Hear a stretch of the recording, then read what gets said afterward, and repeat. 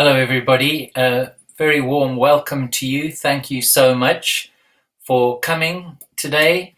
This is the YouTube version of something that was done on Facebook earlier today. I'm very grateful to be able to work through some of the comments and questions that came through earlier today, and I'd love the opportunity to respond perhaps more fully here. So I'm going to do that as we continue today. The topic is attachment hunger. And for me, this is really important because it forms the basis very much of what we do when we look for the emotional concerns behind same-sex and gender confusion issues that people present with. We often say that those things are really the symptoms of something else. They are masking emotional issues and unmet needs. And attachment hunger, perhaps, is a good way to begin to access these concerns. So I suppose a good place to start really is to consider what exactly we mean when we speak of attachment hunger. What is it? And it's been well said that the degree to which people's needs were satisfied as an infant determines the extent of the attachment hunger that they are likely to experience in later adult life. I suppose there are 4 A's really that I would like to put on the table today. So where there is attachment hunger, I would argue there is fear of abandonment. This is very common. There's also a sense of concern around the possibility of separation, and we call this separation anxiety.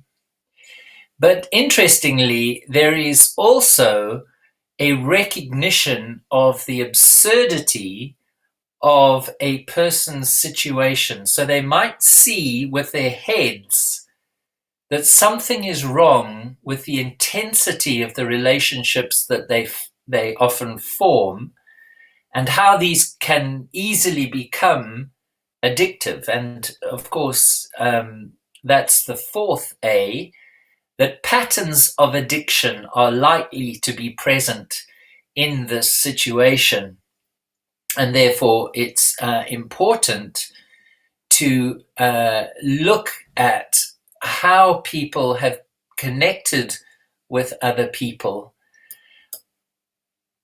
I want to pay, I think, careful attention to a couple of, one particular work that I think has stood the test of time. I don't know how many times I've recommended this book. It's certainly a book that I've used personally. I think it's well recognized. It's certainly a bestseller. This is the audio version. And it's something that I think it would be a good investment for those who are concerned to avoid some of the pitfalls that we all fall into. Howard Halpern talks about how to break your addiction to a person. Other writers will talk about love addiction and the dangers of being addicted to love. But I think Howard Halpern is really a seminal influence in this area. And I would say it would be well worth getting this book. Another one, that's the audio version. You can also get the paperback, but there aren't many around today. I think you'll have to import it from the USA. But as I say, it's well worth getting. And this book specifically talks about attachment hunger as a very primitive and ancient pain within an individual. It's almost as though when it begins to happen in a person's life, when somebody becomes over anxious about a relationship and can't function without another person, or begins to adjust their behavior just so that they can make a connection with the person who is of particular interest to them, this becomes something that connects very well with how it was when people were in their infancy. So if you think about it, this little image that we had right at the beginning is quite interesting. Here's the baby in the womb.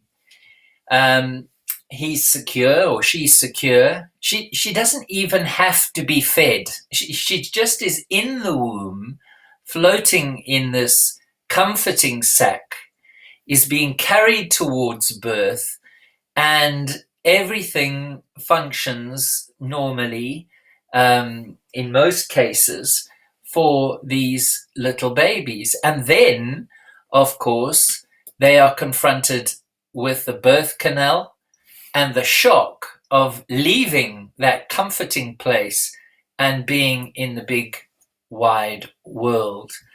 I think we did also spend some time when we were beginning to approach this subject last week by looking at the 4 stages of development, from dependence and codependence, if you like, between mother and child, gradually moving towards independence and ultimately interdependence, which is the goal of all human development, surely. It's the ability to interact in a constructive way. So attachment hunger is very much an indicator, I would say, of how well we have attached as people. Now, I was going to show a film here, but it's not going to work, I would say, because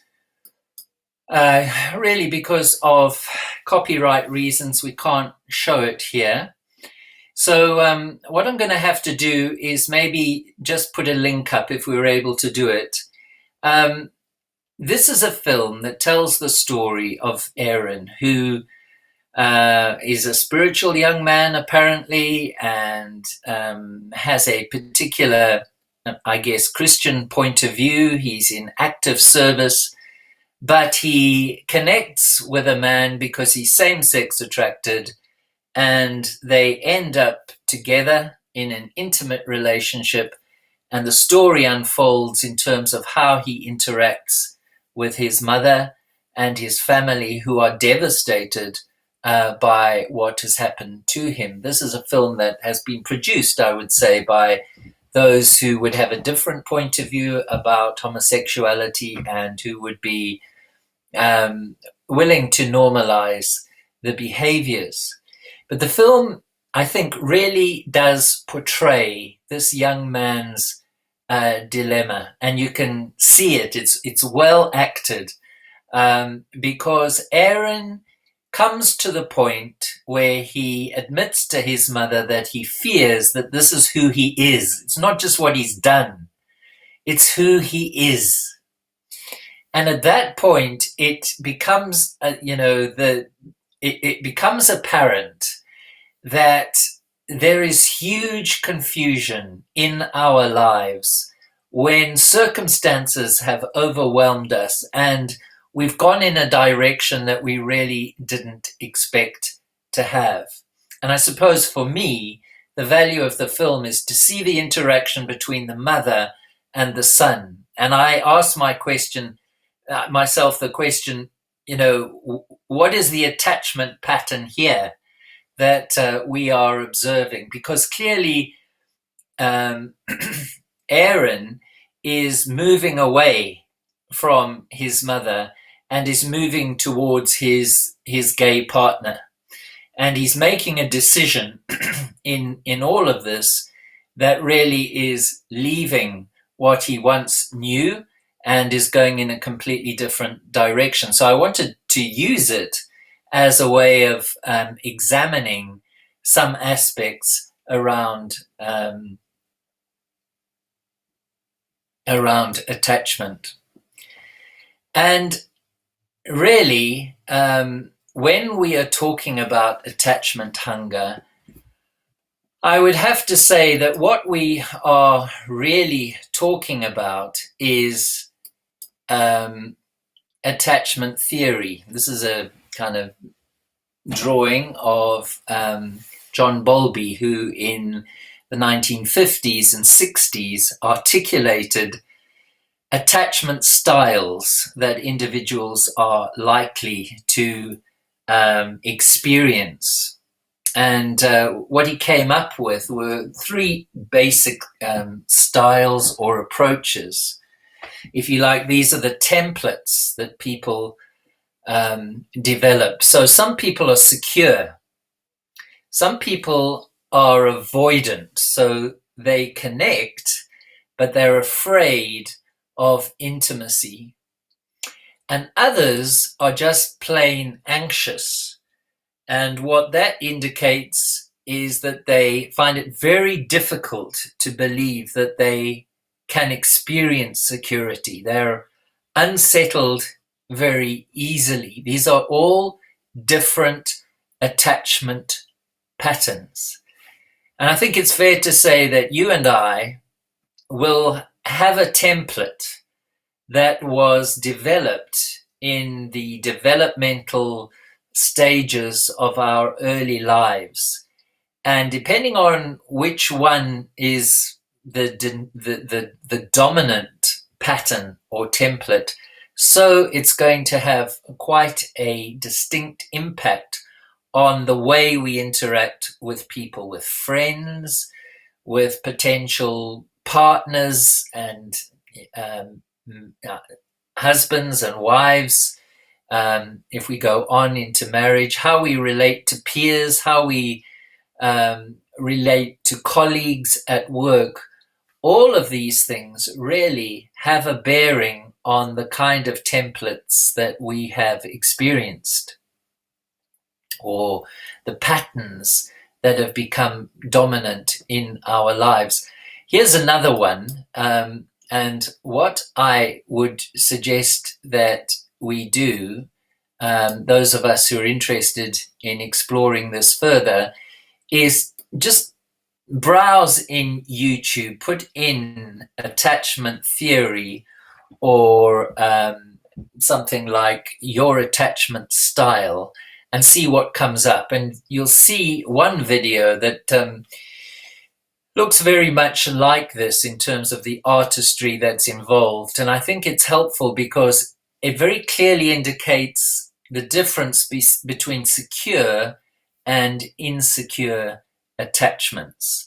And it makes the point, as this slide is, that there are three kinds of anxious, insecure attachments: the ambivalent, the avoidant, and the disorganized. And maybe we'll just take the most serious, because somebody asked the question earlier on. I think it was Ferguson, if I remember correctly. He was interested to know what the disorganized, anxious attachment looks like. And essentially, what it's about is the inconsistency, I think, that parents show when 1 minute they are safe and in the next minute they are unsafe in the experience of the child. So there's this duplicity.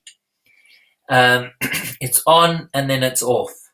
And so the child never knows quite how to interact with the parent and is always afraid that something is going to undermine the quality of the relationship. Now, I'm not going to today try to present myself as an expert in attachment theory. The only point I want to make is that for you and I, as we're trying to develop strategies that would help us transform unwanted same-sex attractions or other issues around sexuality, number one, the principle is to realize just how programmed we are because of our childhood interactions.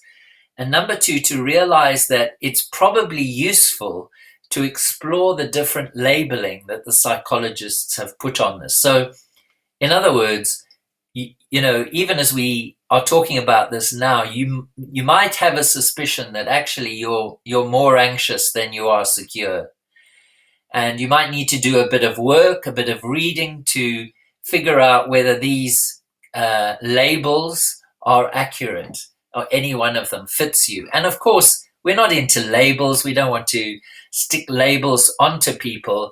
I'm simply trying to say that there's been a lot of really good work that people find helpful when they want to sort out the impact of difficult childhoods, and when they're wanting to improve the quality of the relationship that they experience with people that they obviously want to have a close relationship with. So I'd invite you to have a look at that. Now, there were a couple of questions here. Here's one from Michal. Michal, if that's not how you pronounce your name, I apologize, but you know who you are, Michal T. You asked this: what should we look at in our relationships with our mums if they did not help us to build secure attachment in our childhood? What should we avoid now talking with them, or what should we strive for? It's hard to say what's wrong with a mother. Well, if I understand that correctly, it's difficult to be objective in any of this, isn't it? And I guess the way I would respond to that initially is to recognize the fact that, first of all, we can't turn the clocks back. And if you are, a mature person in life now, in all probability, your mother and your father are progressing in years. They're older. It's unlikely that they're even necessarily going to want to sit down and remember the things that were difficult for you and are going to be in a position or want to work it out with you. So there's a double problem here in that we can't resolve it and we can't go back. We can't resolve it in the sense that we can't change what happened. We can't delete the memory. We can't start all over again. But I think what we can do is to recognize that as children, we simply took what happened. We just imbibed what happened. And the chances are very few of us have been in a position as children to be able to process this. And because we can't process it, it's kind of like we swallow it. It's almost as though the trauma goes more deeply into us because there's just no opportunity to process it. And something that I heard recently really helped me, and that is the realization that children are just not mature adults. They are children. They are qualitatively different to adults. And it would be a terrible travesty to see children as kind of just junior adults, as though, if they knuckle down and pull themselves together and slap up and shape up, they'll be able to do things that we would only expect adults to do. So in answer to your question, Michal, the first thing that I would say is recognize we can't turn the clocks back. What we have to do is revisit what happened and I would say through guidance with a counselor who's skilled in doing this, be able to see more objectively what happened in these circumstances. It's not necessarily about blame. It's more about seeing what the alternatives could have been. You'll know what your reaction was. I know what my reaction was. But what were some of the other possibilities that were happening here? I interpreted whatever happened in one way, but maybe there's a different way to interpret it. That's part of it. The other thing is, I think we can, through role play, through chair work, we can work in a way Whereas adults, we reflect back and we answer, the threat or the issue that was raised at that time. We can address it as adults. But here's the point. I would say it's very difficult to do that on your own. So your question was, what do you say to your mothers? Well, it's always good to honor your mother. It's always good to respect her for the good that she did. Where there were failings, where she did not do what she could have done to give you a secure upbringing, it's a case of looking at what's happened and seeing what can be done to replace that feeling. So what are the new relationships that you have around you now? Is there anything that you can do that would in some way mediate the tension that you are feeling because of that trauma? But it's a really good question.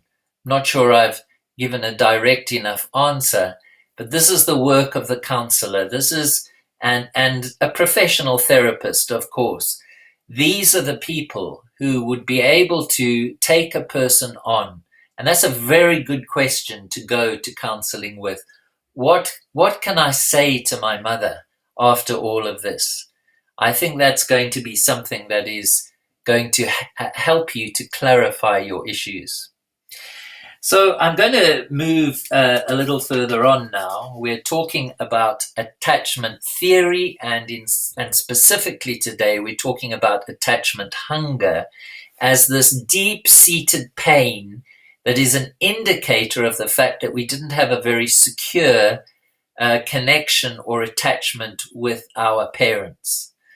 Another question was asked about whether it's only whether it's only mothers. I think Rebecca spoke about this. Thank you, Rebecca, for that question, and thank you for joining us today. And apologies I didn't answer your question earlier on.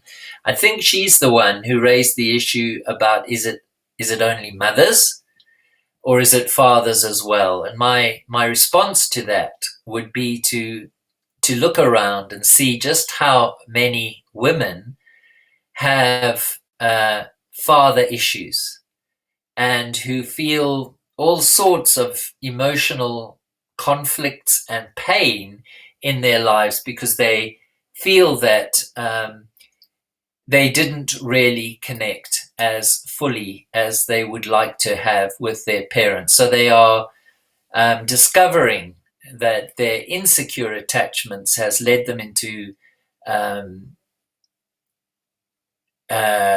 levels of anxiety that are extremely challenging in their lives. I'm going to just go a little bit further. Next, we're going to look at, I guess, a set of specific dynamics in relationship that I think are quite common. But I think just before we leave that question, Rebecca, I think, in a way that question deserves a whole session on its own, the impact of the father. This unique role of helping a child make the transition from codependence more towards independence, helping a child, disillusioning a child in the sense of helping him to realize that, it's not just about him and his mother. To be able to make it in the world, he's got to almost turn around and start walking away from his mother. I don't know if you've ever observed that. When a child begins to move away from his mother and yet he turns his head and he wants to be sure that his mother is still there because he wants to be able to come back.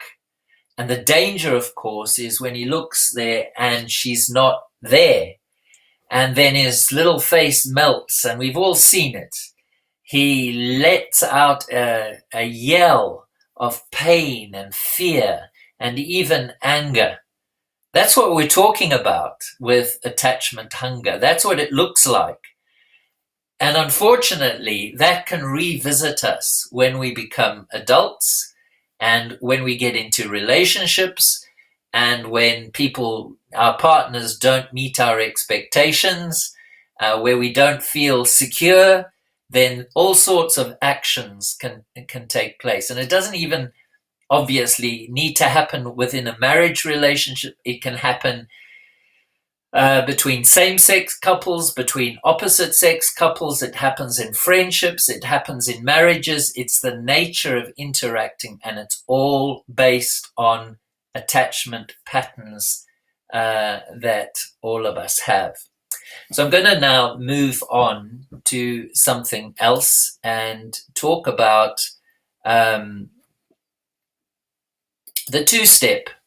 I wonder if you've seen the two-step. This is when two people are in a relationship and they seem to be in a pattern that is entrenched.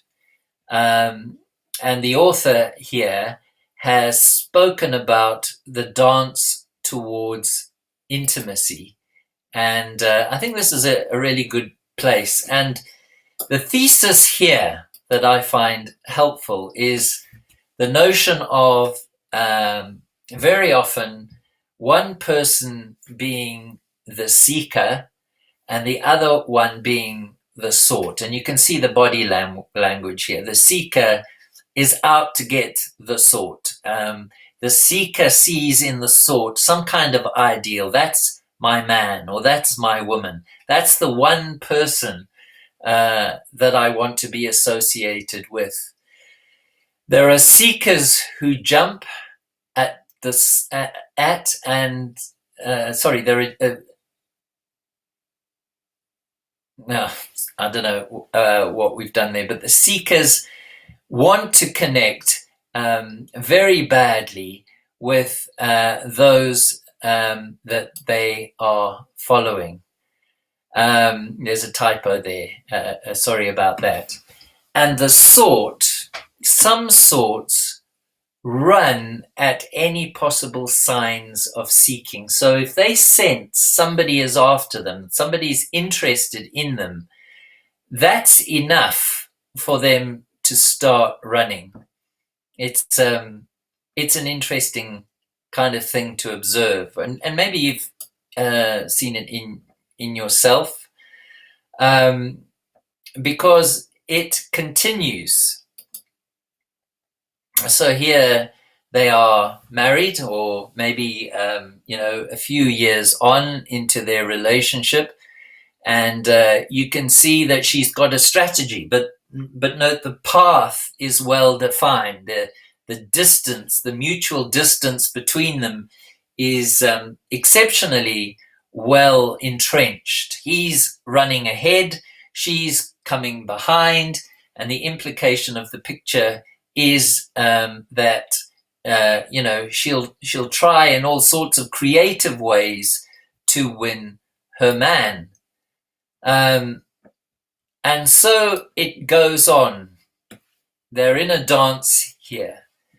And it would easily be forgiven if we would say to ourselves, well, that's the end of the story. They're just going round and round in circles. And the dance that they're dancing is just driving them into some unhealthy kind of pattern. And the chances are they won't survive. And in the end, the relationship will break up, or they'll just continue in the same unhealthy treadmill, and the relationship will be tired and boring. But I think this is a helpful thing. At least I find it so.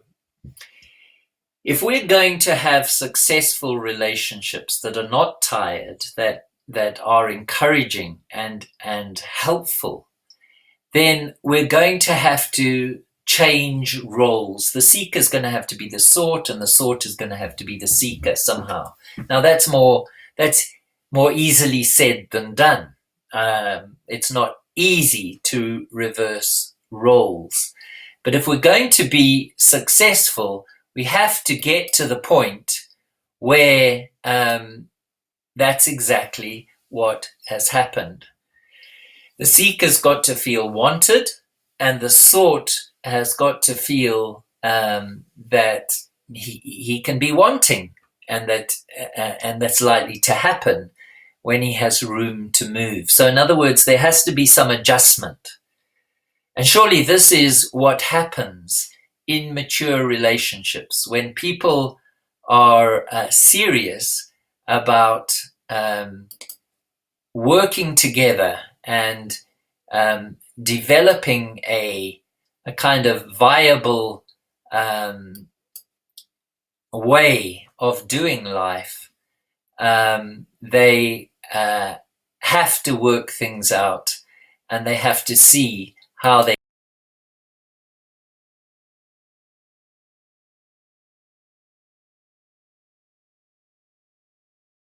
works.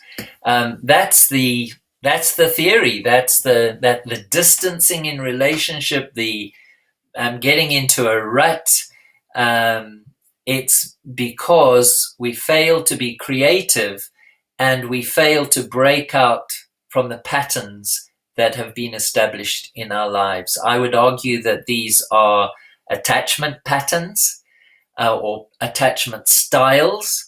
And the reason for talking about this in this way is to be conscious of the fact that what is happening to us in the way we deal with other people very often is because of a set of reasons, because of the template that we have developed in our lives.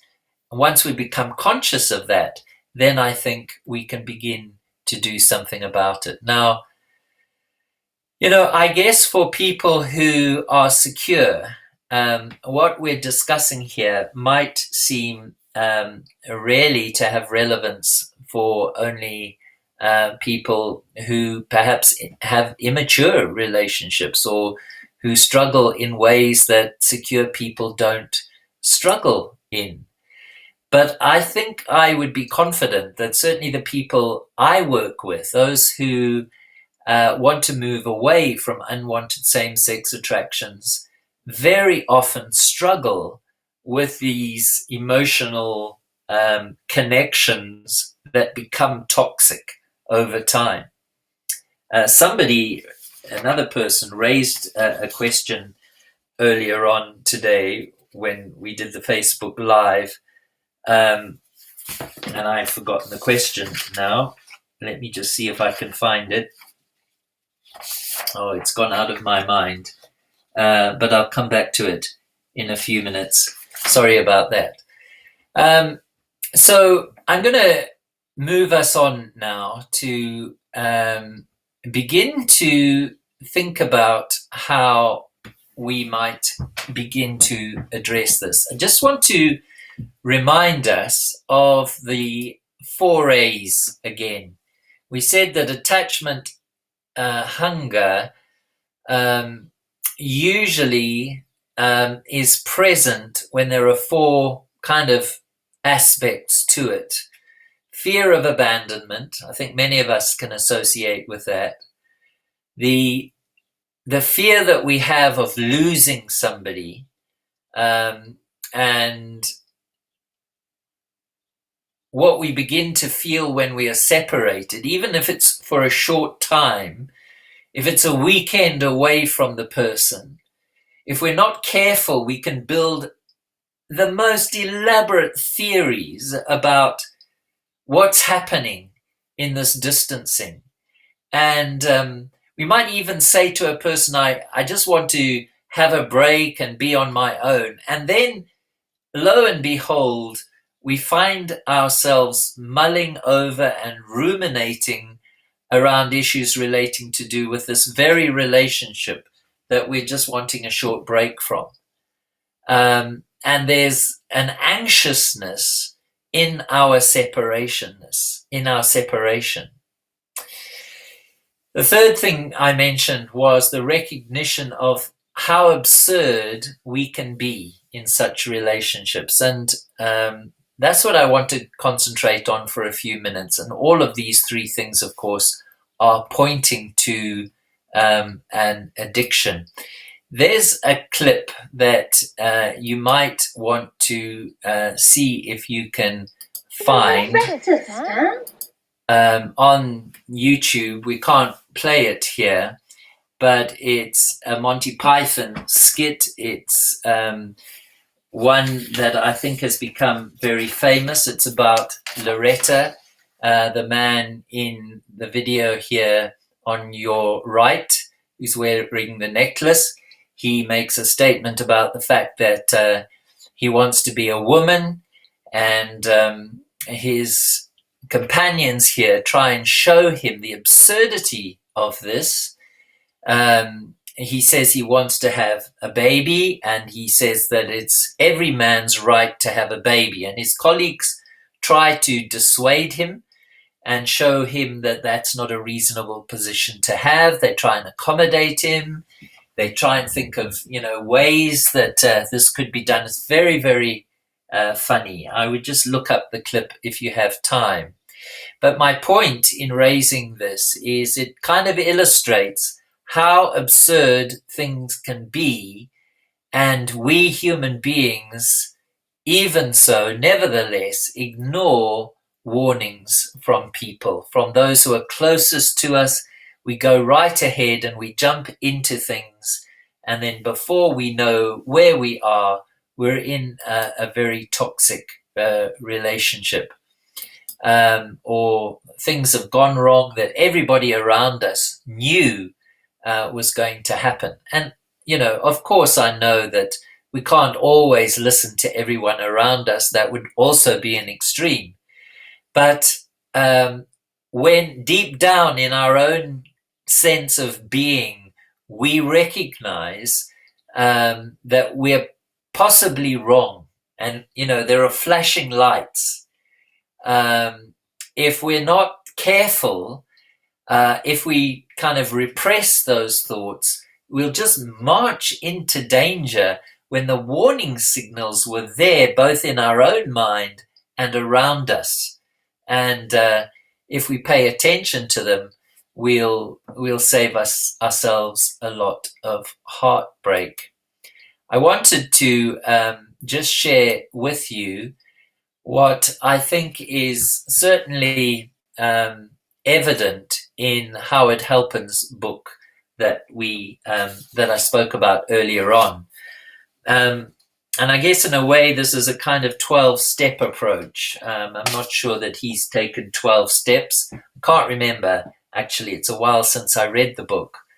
But you'll find quite a bit of work on the internet where people have looked at the concepts that he raises. And certainly this is a kind of, in a way, a 12-step approach to dealing with addiction. Remember, we're talking about the fact that you can be addicted to love, or you can be addicted to a person, that it's easy to think this is passion, that this is sincerity, that this is, a quality of love that is profound, when actually it's a deep-seated emotional dependence on another person that really is a kind of idolatry. We begin to make out of somebody something that we want them or need them to be. And it's not about, loving them. It's more about trying to get them to serve a deep emotional issue that we carry. So I'm not sure how much we're going to be able to do on this right now, but I would like to just maybe have a go, and if we have to come back to this issue at a later time, then that's something that I would want to do. So firstly, if we want to deal with addiction to a person, we need to identify the patterns in our lives. In other words, it would be probably a good and a healthy thing to reflect back on all the different relationships that you know you've had. And it might be good to take a book, make sure it's secure, that it's locked away, maybe write in code in case it falls into the wrong hands. Certainly keep it under lock and key. But I would urge you to take the time to write about your relationships. You can maybe journal about how they started, who started your relationships in each case, who was the initiator, who is the one who terminated it, why was it terminated, was it you, was it the other person, what were the factors involved in these relationships, are there any commonalities, are there themes that are evident in each one of these situations. Take your time. Take maybe several days to write about this. Be conscientious and process it well by going through this. And of course, it can't become obsessive. It's something that you do when you have the time, when you feel you like to do it, and if it's not something that is helpful, you put it down and get on with something else until another day when you do feel like doing it. But I would suggest it's an important thing to do. So do keep a journal or a log in terms of your day-to-day interactions. It shouldn't just be about what happened in the past. Keeping a daily journal will help you to take note of how you are today attaching to people. You'll begin to notice patterns in your kind of contemporary mixing with people, the people you choose, the people you disengage from, and those you engage with, who you're naturally drawn to, those who you take a wide path away from. You need to note it and begin to understand how you function with the people that you connect with in life, colleagues, friends, whoever it is that you come in contact with. One therapist, counselor, talks about the fact that many clients write notes to themselves. So on a good day, when their perspective is clear, they will spend time just reflecting on the issues that are coming up in their lives, the emotional issues that they're trying to deal with, the pain that they experience. And on good days, they'll know how to contextualize it. They'll know how to handle it, so to speak. They're not overwhelmed by it. So they can put down something that is clear and hopefully concise, so that on the bad days, when they read that, and particularly if they've given themselves instructions about how to get out of depression or out of unhealthy ruminating about the past, or going overboard in thinking about failed relationships or discouraging things in their lives. If they have written themselves some good notes, that can be a helpful way of jogging a person out of discouraging days. So, writing notes to yourself. I do it by email. I write a lot of emails to myself. It really does help me to reflect on things and to remember things. I guess I draw the line at answering my own emails, but you know what I'm saying. It's just whatever medium that kind of helps you along. So point 4, make connections with your past. Sometimes you have to visit places and you have to visit people or connect with people. If you're a Christian, it's something to pray about. Take time in thinking about how you can best work through these emotional issues that are still bringing you pain. And remember, It's very difficult to do this in isolation. If you're going to take the 12 steps that are being proposed here, I would say be working with somebody or a group of people who are there to support you. And that's exactly what we say in point 5 here. Foster a good support network. Make sure that there are people around you who you can go to when the pain is bad, when you begin to experience the attachment hunger, when it feels particularly difficult. Maybe that's the time to connect with other people, get with them. And it's not necessarily to talk about your issues, it's to get you out of yourself and kind of recharging the batteries or kick-starting things within you. Otherwise, things can become, I think, quite discouraging. So isolation is your enemy. And the best thing you can do is call somebody, call a friend, get involved with people around you, make some connections, and then hopefully by doing that, you'll develop some good and healthy contact with other people. So do number 5, foster a support network. Then number 6 is kind of like the $64,000 achievement as far as I'm concerned. It's really important. Make sure that you ground yourself, that you center yourself. You know, I think in Christian circles, there can be a real misunderstanding about the self because, of course, we need to die to self. There's a whole spiritual world around that. But I think we have to be careful of a kind of annihilation understanding of self where we become a doormat or we become so passive or so differential that we don't learn how to say no. And we've all seen it, haven't we? We've seen children who are very compliant, and we've met adults who actually never express an opinion. They can't say no, they can't say yes. They'll always come in between, and it feels very diplomatic.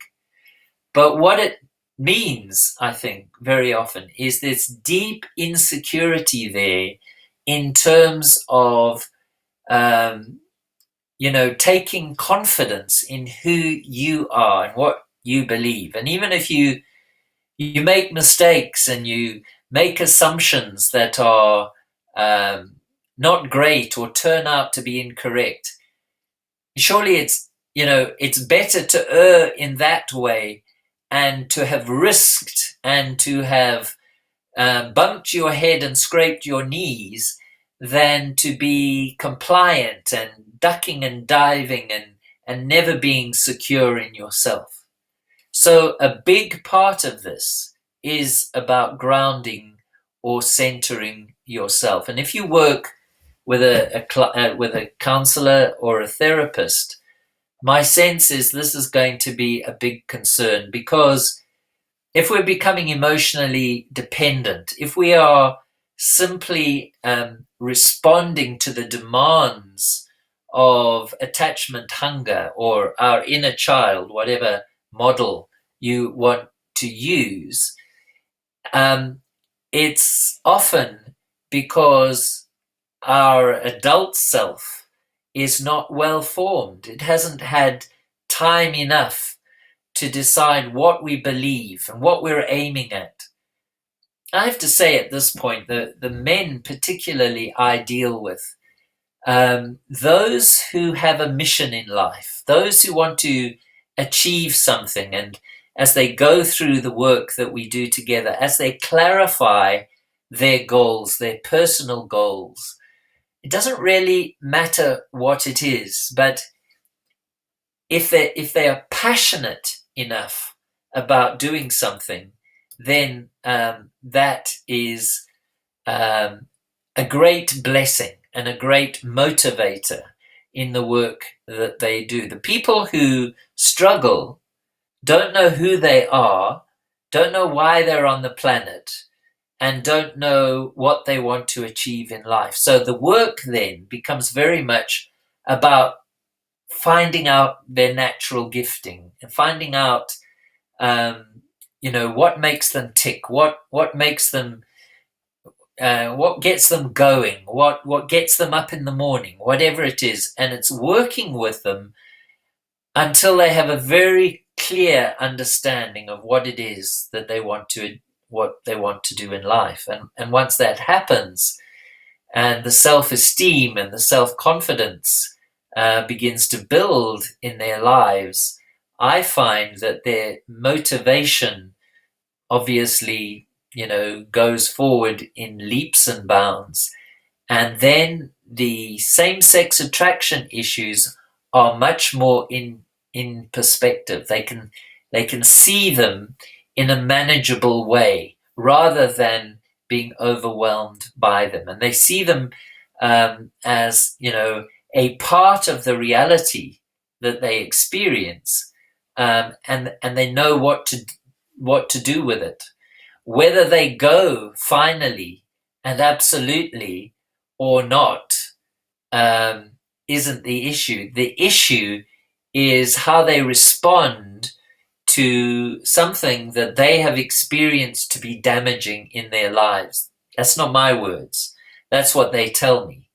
And they don't buy the notion that they are experiencing that because of society. Many of them will have grown up having been born in the 80s, or even the 90s in some cases, and they don't experience societal homophobia. But yet there is something within them that just isn't happy with what they're experiencing.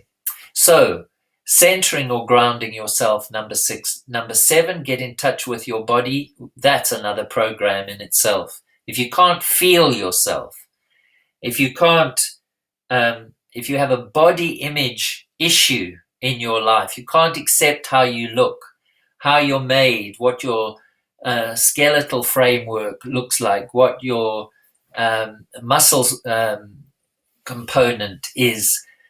These are all things that can impact on what you're looking for in terms of how you connect with other people.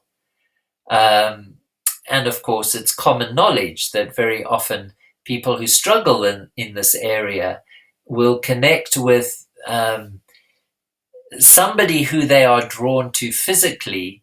And of course, a lot of work has been done about the fact that very often those individuals have characteristics in themselves that the person who is wanting to connect with them feels they don't have. So there's a kind of, a compensation that is going on there.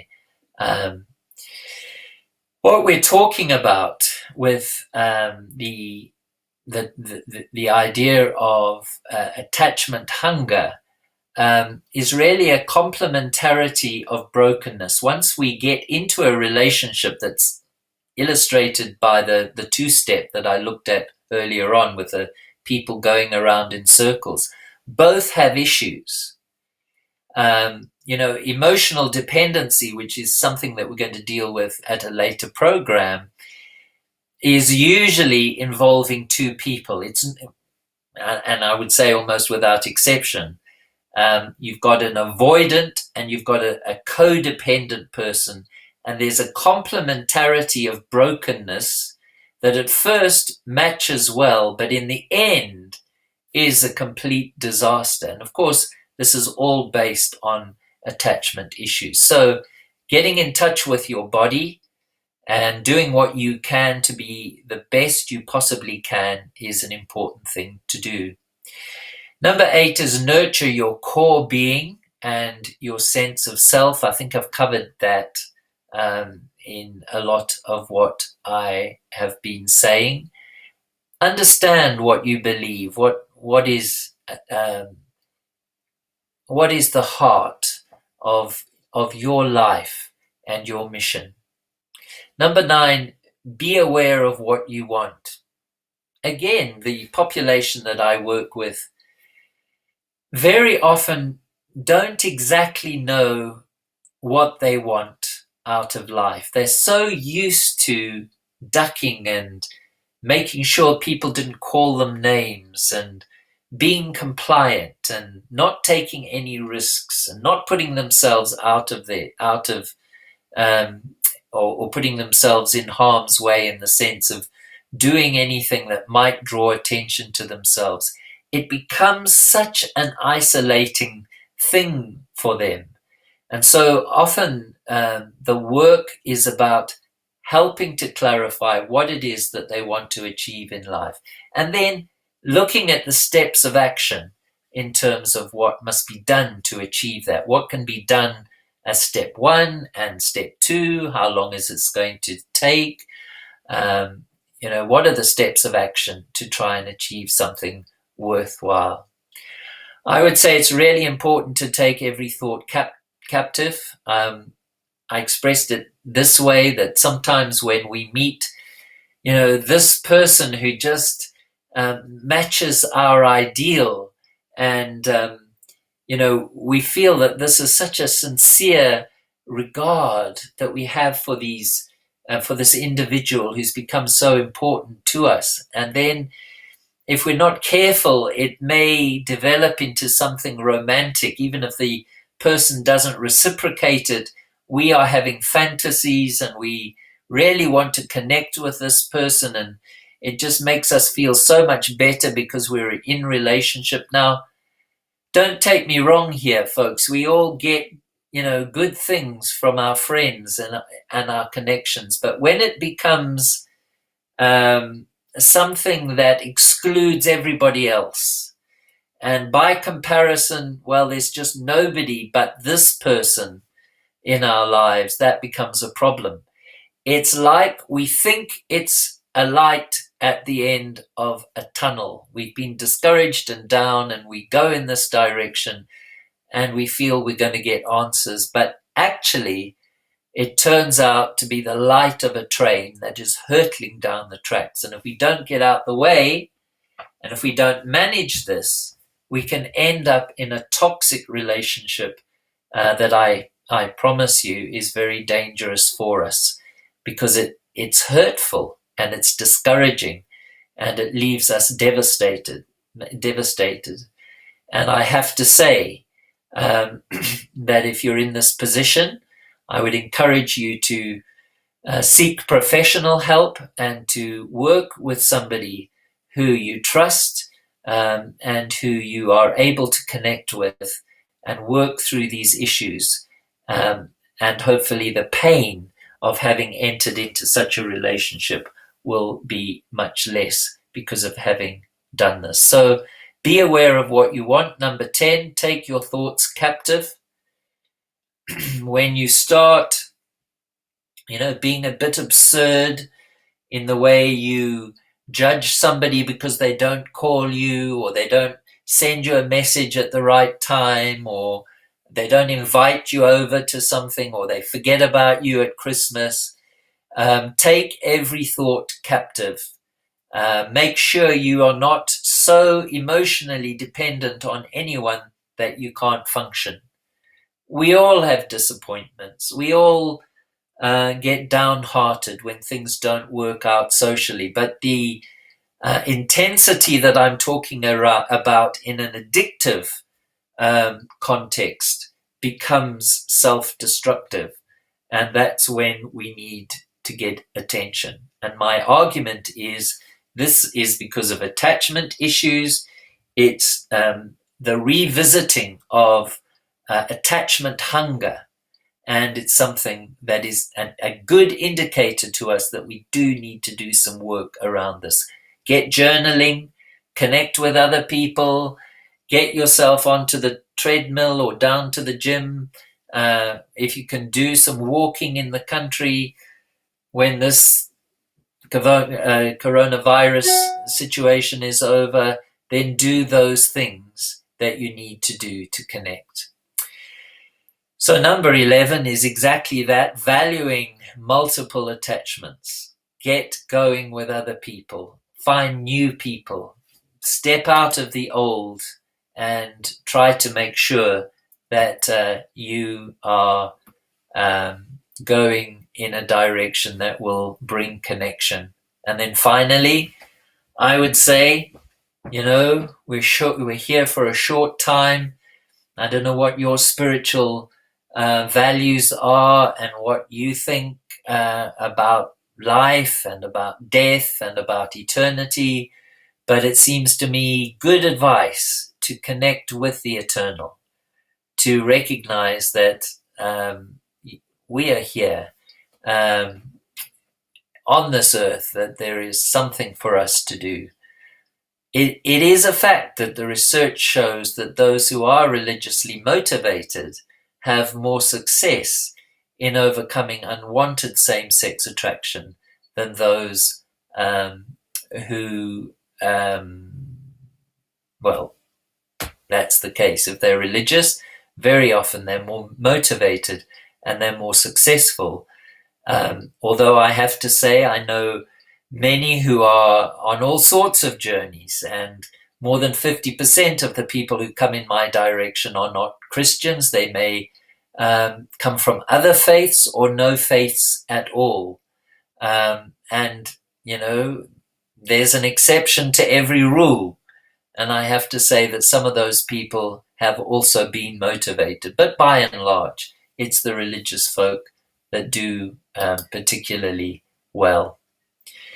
So, folks, I think that's about us for today.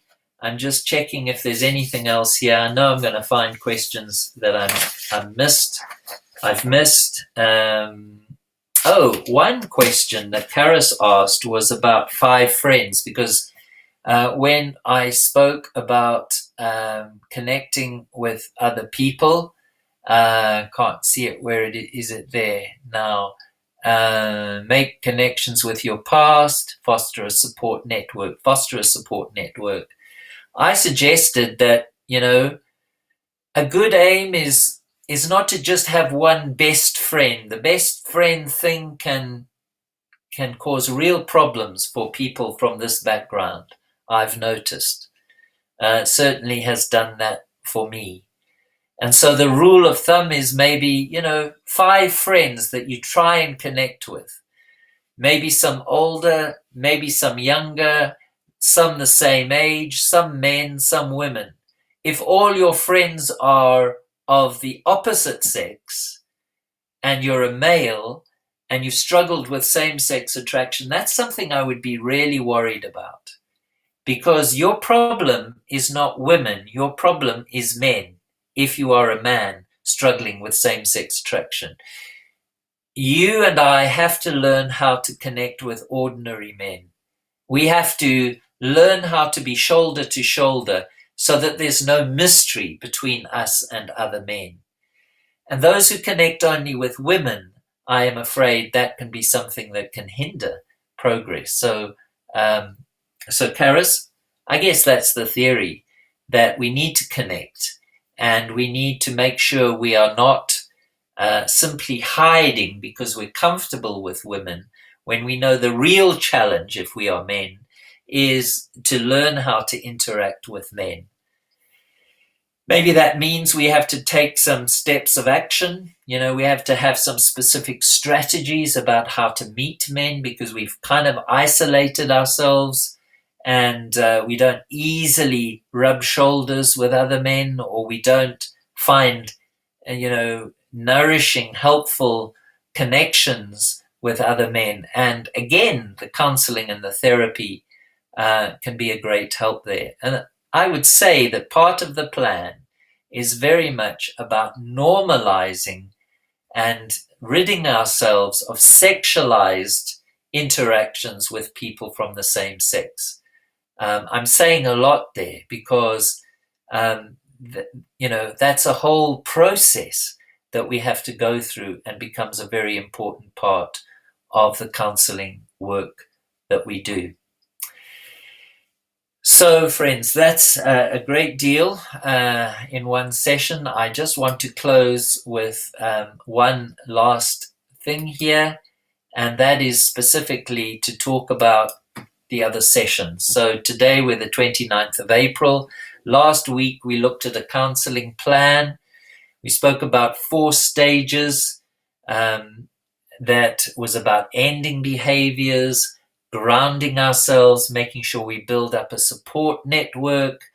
Then we begin to deal with the psychodynamic issues of same-sex attraction in relation to maybe our families, our friends, and the environment that we work in. So we work on same-sex issues, and then we work on opposite-sex issues, and it takes time. So what I was presenting was not some ideal plan, but rather to see the importance of having a plan. Today we've looked at attachment hunger and seen that as the basis of how we respond to the attachment template that is developed. Even though we didn't have much say in it, we were kind of put onto a trajectory because of the families we grew up in, and now we need to look at that more closely. That's not about blaming families, that's just about being realistic in knowing that anything can go wrong. So now next week is about addictions and patterning. I want to look at various approaches and understanding, and perhaps meet some people who themselves are dealing with their addictions. We're going to return to this whole attachment hunger thing when we look more closely at emotional dependencies later on in this month. We need to look at assertiveness, because assertiveness can prevent us from becoming passive. And when we are passive and we kind of enter into an emotional state that doesn't in any way assert ourselves, we're in danger of going more deeply into homosexual feelings. I don't want to say much more about the next things: cross-cultural competence, the ancestor syndrome, and the replacement child. These are very specialized areas, but I have found them to be important in my work with people who struggle with same-sex attraction. So we'll look at those.